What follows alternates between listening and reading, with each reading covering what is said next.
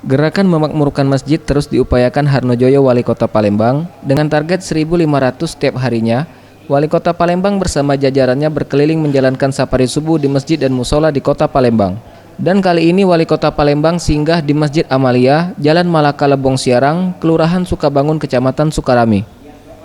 Harnojoyo, Wali Kota Palembang, mengajak masyarakat untuk meramaikan masjid setiap harinya, bukan hanya di hari Jumat, karena kegiatan ini sejalan dengan program pemerintah Kota Palembang untuk mewujudkan Palembang yang madani.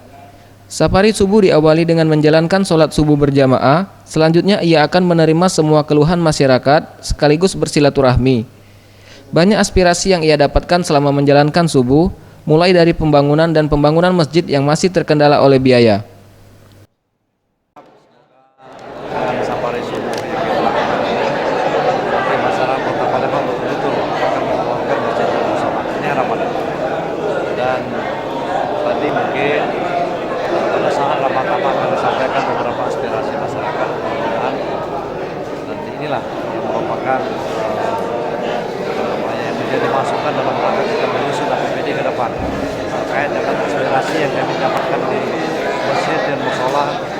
Ini betul-betul masukan yang menjadi skala prioritas. Jadi kami berharap ya, ke depan mari kepada seluruh masyarakat khususnya yang beragama Islam kita makmurkan rumah-rumah ibadah kita.